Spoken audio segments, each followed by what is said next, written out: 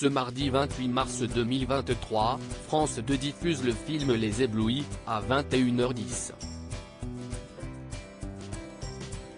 Au casting, Camille Cottin et Céleste Brun qu'elle incarne des femmes qui intègrent peu à peu une secte dévastatrice. La réalisatrice, Sarah Souko, s'est inspirée de son histoire personnelle et de sa propre enfance dans une secte. Dans Les Éblouis, sur France 2, Camille, incarnée par Céleste Brun qu'elle intègre avec sa famille, la communauté religieuse du père Éric Marie, dit le berger, joué par l'acteur du Cœur des Hommes, Jean-Pierre Daroussin.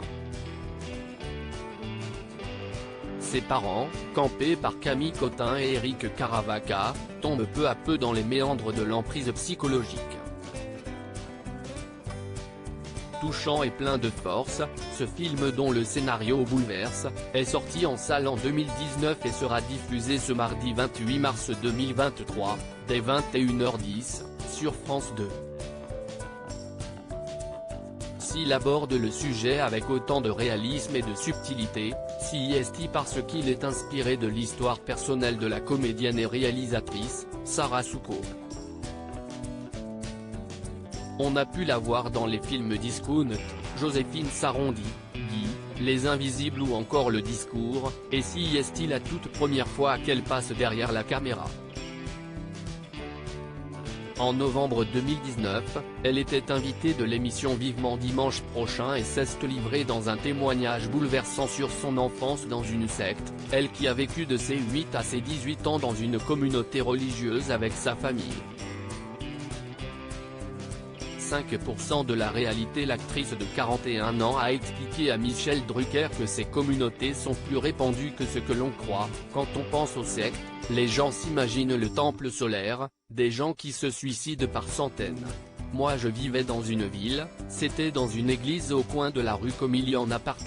C'est des communautés charismatiques qui sont implantées partout en France, il y en a beaucoup et celle-là existe toujours. On ne tombe pas dans une secte, on y entre de son plein gré.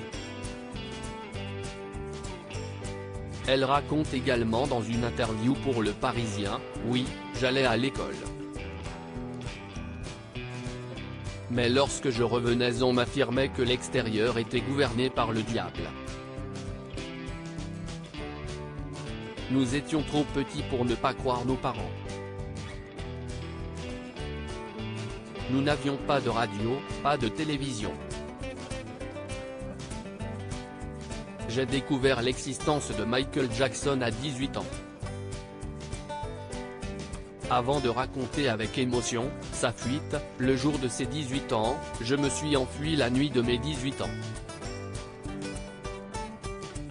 Ainsi, ce qu'elle relate de sa propre expérience dans Les Éblouis, c'est 5% de la réalité afin d'aboutir à un film populaire et exigeant sans sombrer dans le film d'horreur. Ses frères et sœurs, qui ont tous réussi à sortir de la secte, l'ont remercié pour ce film. Bouleversant.